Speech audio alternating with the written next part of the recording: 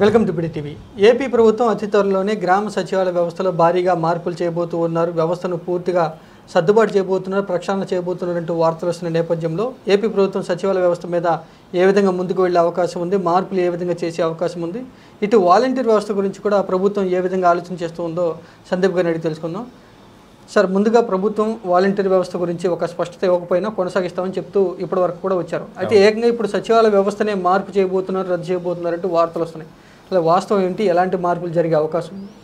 అంటే సచివాలయ వ్యవస్థని రద్దు చేయటం అనేది అయితే ఏం కాదు, కానీ ప్రస్తుతం మనకున్నటువంటి సమాచారం ప్రకారం ఏంటంటే సచివాలయాలు, గ్రామ సచివాలయం, వార్డు సచివాలయం, సో ఈ పేర్లు మార్చేసి గ్రామ సంక్షేమ కార్యాలయం, వార్డు సంక్షేమ కార్యాలయం అనేటువంటి పేర్లు తీసుకొస్తాము అనేది ఒక ప్రతిపాదన ఉంది. అలాగే దీంట్లో ఏంటంటే మొత్తం కొత్తగా ఒక 5 అధికారులు ఈ సంక్షేమ కార్యాలయంలో సంక్షేమ అధికారిగా ఒకరు ఉండేలాగా ఏర్పాట్లు చేస్తామని. దీంట్లో స్థానికంగా అంటే ప్రతి 2000 మంది జనాభాకి ఒక గ్రామ సచివాలయం లేకపోతే ఒక వార్డు సచివాలయం ఉంటుంది. కాబట్టి ఈ 2000 మంది జనాభాలో ఎవరైతే లబ్ధిదారులు ఉంటారో ప్రభుత్వ పథకాలకు అర్హులైనటువంటి వారు, సో వారికి అన్ని పథకాలు, వారు ఏ పథకానికి అర్హులైతే అవి వాళ్ళకి అందే విధంగా ఎక్కడా కూడా రాజకీయ ఒత్తిళ్లు లేకుండా పనులు జరిగే విధంగా ఏర్పాట్లు చేస్తాము అనేది ప్రభుత్వం చెప్తున్నటువంటి అంశం. సో దీనికి విఆర్ఓలు కూడా ఇప్పటి వరకు అయితే స్వాగతించడం జరిగింది ఈ ప్రతిపాదనని. సో దీనివల్ల ఏమవుతుందంటే యాక్చువల్గా గ్రామ సచివాలయ వ్యవస్థ, వార్డు సచివాలయ వ్యవస్థ అనేవి ప్రస్తుతం ఉన్నటువంటి వ్యవస్థలకు అదనంగా సమాంతర వ్యవస్థ అనేది ఇది, అంటే ప్యారలల్ వ్యవస్థ. సో ఆల్రెడీ గ్రామాల్లో విలేజ్ సెక్రటరీ ఉంటారు, సో విఆర్ఓ, విఆర్ఏ ఉంటారు, village revenue assistant, village revenue officer. So వీళ్ళ చేతుల్లోనే గ్రామాల్లో దాదాపుగా అన్ని పనులు జరుగుతుంటాయి. ఇక విలేజ్ సెక్రటరీ ఉంటే death certificate, birth certificate, ration కార్డుకి సంబంధించిన నేటివిటీ, ఇన్కమ్, బర్త్ ఇలాంటివన్నీ కూడా అతను చూసుకుంటాడు. సో ఇది గతంలో ఉన్న వ్యవస్థే. దీనికి సమాంతరంగా సచివాలయ వ్యవస్థ కొత్తగా వచ్చింది. సో దాన్ని వీళ్ళతోటి అనుసంధానం చేసి ఆ సచివాలయ వ్యవస్థలో ఉన్నటువంటి ఎంప్లాయీస్ని మానిటరింగ్కి 5 ఏర్పాటు చేస్తామనేది ప్రభుత్వం చెప్తున్నటువంటి అంశం. సో మరి ఇది ఎంతవరకు సక్సెస్ఫుల్ మాడ్యూల్ అవుతుంది అనేది చూడాలి. గత ప్రభుత్వంలో కొంతవరకు లోపాలు ఉన్నమాట వాస్తవం. ఎందుకని అంటే ఈవెన్ వైఎస్ఆర్ కాంగ్రెస్ పార్టీ తరపున గెలిచినటువంటి సర్పంచులు కూడా దీన్ని వ్యతిరేకించారు. సో ఎందుకంటే సర్పంచులకి పవర్ లేకుండా పోయింది, అధికారం లేకుండా నిర్ణయాలన్నీ వాలంటీర్ వ్యవస్థ, సచివాలయ వ్యవస్థ తీసుకునే పరిస్థితికి వచ్చింది. సో సచివాలయ వ్యవస్థను తీసుకురావడం వల్ల మీ సేవలు ఖాళీ అయిపోయినాయి. గతంలో కరెంటు బిల్లు కట్టాలన్నా, పాస్పోర్ట్కి అప్లై చేయాలన్నా, పాన్ కార్డ్కి అప్లై చేయాలన్నా, కమర్షియల్ ట్యాక్స్, లేబర్ లైసెన్స్ ఇలాంటివి ఎనీథింగ్ అన్నీ కూడా మీ సేవల్లో జరిగేవి.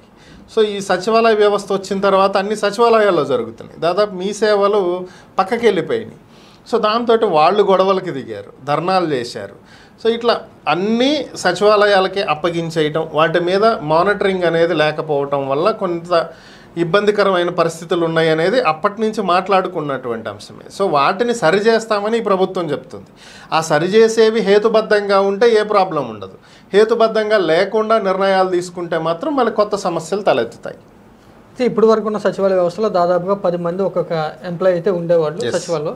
ఇప్పుడు 10 మందిని తగ్గిస్తే కనుక ప్రజలకు ఏదైనా సేవల్లో అభ్యంతరాలు వ్యక్తం అవుతాం కానీ, లేదా అవాంతరాలు వ్యక్తం అవుతాం కానీ ఏదైనా సమస్య తలెత్తే అవకాశం ఉంది? దాదాపుగా ఏమీ ఉండదనే నేను అనుకుంటున్నా. ఎందుకంటే అసలు ఈ 10 మంది లేనప్పుడు కూడా ప్రజలకు కావలసినటువంటి సేవలు, సౌకర్యాలు అన్నీ అందకుండా ఏం లేవు కదా.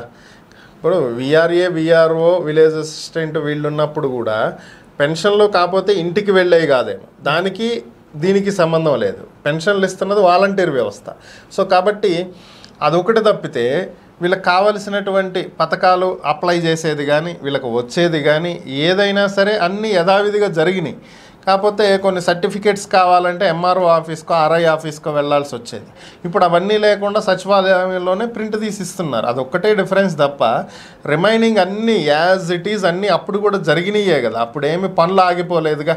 సో ఇప్పుడు కూడా ఆగిపోయే అవకాశం ఉంటుందని అయితే నేను అనుకోవట్లేదు. యథావిధిగా అన్ని పనులు జరుగుతాయి, దాంట్లో ఏ ప్రాబ్లం అయితే ఉండదు. సచివాలయ వ్యవస్థలో భాగమైనటువంటి వాలంటీర్ల గురించి ప్రభుత్వం ఎందుకని ఒక ఖచ్చితమైన నిర్ణయం తీసుకోలేకపోతుందంటే ఉంటారు? యాక్చువల్గా వాలంటీర్ల మీద ఒక ఖచ్చితమైనటువంటి నిర్ణయం తీసుకోవాలి అంటే ఇప్పుడు ఒక విషయం ఆలోచించాల్సింది ఏంటి అంటే అసలు వాలంటీర్లకు ఉన్నటువంటి విధులు ఏంటి, ఫస్ట్ అది ఫైనలైజ్ చేసుకోవాలి కదా. వాలంటీర్లని గత ప్రభుత్వం ఎందుకు వాడింది? 1వ తేదీ పెన్షన్లు ఇవ్వటానికి, ఆ తర్వాత ఏవైనా సరే ప్రభుత్వ కార్యక్రమాలు, ఇప్పుడు బీసీ కులగణన చేసింది ప్రభుత్వం లాస్ట్ ఎన్నికలకు ముందు. సో అలాంటివి ఏవైనా కులగణన కావచ్చు, మరొకటి కావచ్చు, ఇలాంటి లెక్కలు తేల్చే వ్యవహారాల కోసం ప్రభుత్వం వాడింది. Not more than that. ప్రతి నెల వాళ్ళకు ఒక 5 రోజులు పని ఉంటుందేమో, అంతకు మించి ఏ పనులు లేవుగా. మిగతా 25 రోజులు ఖాళీయే. కాకపోతే వాళ్ళ పనులు వాళ్ళు చేసుకోమంది. మీ పర్మనెంట్ జాబ్స్ కాదు కాబట్టి మీరు వేరే జాబ్స్కి మీరు వెళ్ళండి అనే చెప్పింది ప్రభుత్వం కూడా. సో చాలామంది, నేను గ్రౌండ్ లెవెల్లో వర్క్ చేసినప్పుడు కూడా ఒక పక్క వాలంటీర్గా చేస్తూ మరొక పక్క అమెజాన్ డెలివరీ బాయ్స్ గాను, ఫ్లిప్కార్ట్ డెలివరీ బాయ్స్ గాను, కొంతమంది లేడీస్ అయితే ప్రైవేట్ స్కూల్స్లో టీచర్స్ గాను, ఇలా రకరకాల చోట ప్రైవేట్గా వర్క్ చేస్తున్న వాళ్ళు ఉన్నారు. సో వాళ్ళకి ఎప్పుడైతే వీళ్ళందరికీ ఒక MLO ఉంటాడు, మండల్ లెవెల్ ఆఫీసర్. సో వీళ్ళు ఒక మండలం మొత్తంలో ఉన్నటువంటి వాలంటీర్లందరికీ ఈయన హెడ్. వీళ్ళకి గ్రూప్స్ ఉంటాయి. ఈ గ్రూప్స్లో రేపు మీరు అటెండ్ అవ్వాలి సచివాలయం దగ్గర పలానా టైంకి అంటే ఆ రోజు అందరూ వచ్చి బయోమెట్రిక్ వేస్తారు.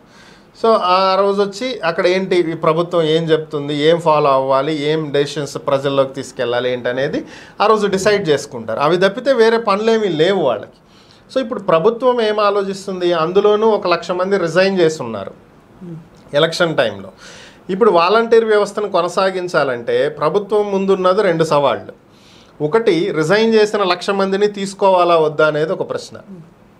రెండవది ఏంటి, తీసుకుంటే తీసుకోకపోతే ఇక్కడ 2 సమస్యలు వస్తాయి. మళ్ళీ జీతం 10,000 చేస్తామన్నారు, 5,000 ఇస్తున్నప్పుడే 5 రోజులే పని. మరి 10,000 ఇస్తున్నప్పుడు దానికి తగ్గట్టుగా వీళ్ళతోటి ఏం పని చేయించుకోవాలి? ఒక మంత్ మొత్తం వీళ్ళతో ఏం పని చేయించుకోగలుగుతాము? మంత్ మొత్తం వీళ్ళతో పని చేయించుకోవాలనేటువంటి ఆలోచనకి ప్రభుత్వం వచ్చినప్పుడు వీళ్ళు బయట ఇంకొక చోట పనులు చేసుకుంటున్నారు కదా, వాటికి ఇబ్బంది కలుగుతుంది కదా. ఇక్కడ ఒక 5,000 వస్తాయి, వేరే స్కూల్లో ఎక్కడ వర్క్ చేస్తే అక్కడ ఒక 6,000 వస్తాయి. సో ఒక 11,000 వాళ్ళకి ఇంటికి పని గడుస్తుంది, ఎంతో కొంత హెల్ప్ అవుతుంది. సో ఇప్పుడు ఇక్కడే 10,000 ఇస్తాము, మీరు అక్కడ మానేయండి అన్నప్పుడు అక్కడ వచ్చే అమౌంట్ పోతుందిగా. సో దానికి వీళ్ళకి ఏం జస్టిఫై చేయాలి, ఇలాంటివి ఎన్నో ఉంటాయి. సో అసలు వీళ్ళతో అసలు ఏమేం పనులు చేయించాలి? ఓన్లీ పెన్షన్లు ఇవ్వటమేనా, ఇంకేం పనులు లేవా అంటే ఇప్పుడు ఒక స్కిల్ సర్వే ఒకటి చేద్దామని చెప్పి అనుకుంటున్నారు. సో నైపుణ్య గణన. సో అది ఎన్నాళ్ళు నడుస్తుంది? ఒక్కొక్క వాలంటీర్ కింద 50 ఇళ్ళు, గిర్రం తిరిగితే 1 డేలో 50 హౌసెస్ కంప్లీట్ చేస్తాడు. సో అంటే ఓవరాల్గా రాష్ట్ర వ్యాప్తంగా మొత్తం 2 నుంచి 3 రోజుల్లో గణన అయిపోద్ది. ఒకవేళ ఎక్కడన్నా కొద్దిగా గొప్ప డిలే అయినా మ్యాక్సిమం 1 వీక్, 1 వీక్లో స్కిల్ సెన్సెస్ కంప్లీట్ అయిపోతాయి. మరి ఆ తర్వాత ఏంటి, వీళ్ళని ఇంకేం ఉపయోగించాలి? సో ఇలాంటి ప్రశ్నలు ప్రభుత్వం ముందు ఉన్నాయి కాబట్టి వీళ్ళకి జీతాలు పెంచాలన్నా, వీళ్ళకి పని ఇవ్వాలన్నా ముందు వాటి గురించి ప్లాన్ చేసుకుంటే తప్ప ముందుకు వెళ్ళలేనటువంటి పరిస్థితి. సో అందుకే ఆలోచిస్తున్నారు వీళ్ళకి ఏం పని ఇవ్వాలి. పని ఇస్తే జీతం పెంచాలి, జీతం పెంచితే అది వాళ్ళు సాటిస్ఫై అయ్యే విధంగా ఉండాలి. అట్ ద సేమ్ టైం అది ప్రభుత్వం మీద భారం పడకుండా ఉండేదై ఉండాలి. అలా కాదని వీళ్ళని పక్కన పెడితే ఎన్నికలకు ముందు ఇచ్చినటువంటి హామీ నెరవేర్చలేదని విపక్షాలు గొడవ పెడతాయి, దాంతో ఇష్యూస్ తలెత్తుతాయి. కాబట్టి ఇప్పుడు వీళ్ళ మధ్య ఉన్నది ఒక పెద్ద సవాల్. ఇది తీసుకోలేమని చెప్పలేరు, తీసుకుంటే వాళ్ళ ఇచ్చినటువంటి హామీ ప్రకారం 10,000 ఇవ్వాలి, దాన్ని నెరవేర్చాలి. సో వీళ్ళకి పని ఇవ్వాలి. వీటన్నింటినీ బ్యాలెన్స్ చేయడానికే ప్రభుత్వానికి టైం పడుతుంది. అందుకే వాళ్ళు టైం తీసుకుంటున్నారు. అంటే 5 సంవత్సరాల నుంచి సచివాలయ వ్యవస్థ కొనసాగింది, ప్రజలకు సేవల్లో ఎట్లాంటి ఇబ్బంది అయితే లేదు. అయితే ఆ వ్యవస్థ అయితే ఇంకా కొనసాగుతుంది, కానీ పేర్లు మార్పు జరిగే అవకాశం ఉంది, మార్పు జరిగే అవకాశం ఉంది. సింపుల్గా చెప్పాలంటే అంతే.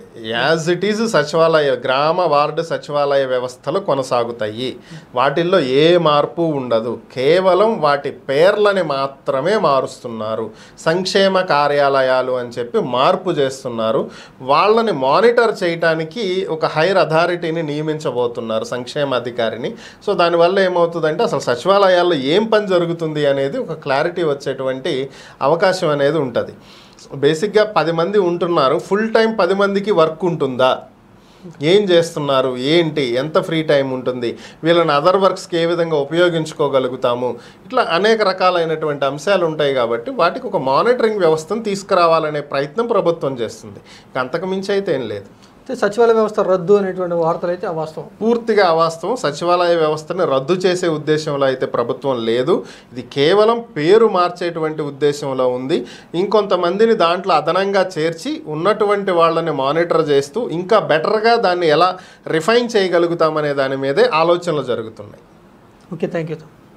సందీప్ గారు చెప్పినటువంటి మాటలు బట్టి చూస్తే సచివాలయ వ్యవస్థ రద్దు అనేటువంటి వార్తలు అవాస్తవం. ఆ వ్యవస్థలో మార్పులు చేయబోతున్నారు, పేర్లు కూడా మార్పులు చేయబోతున్నారు. సచివాలయ వ్యవస్థ కంటిన్యూ అవుతుంది. ఇటు వాలంటీర్ వ్యవస్థ కూడా కొనసాగే అవకాశాలు ఎక్కువగా ఉన్నాయి కాబట్టి వారిని కూడా వారి యొక్క సేవలు ఎలా ఉపయోగించుకోవాలి అనేటువంటి విషయం గురించి ప్రభుత్వం ఆలోచన చేసి అతి త్వరలోనే అధికారికంగా ప్రకటన విడుదల చేయబోతుందని చెప్తున్నారు.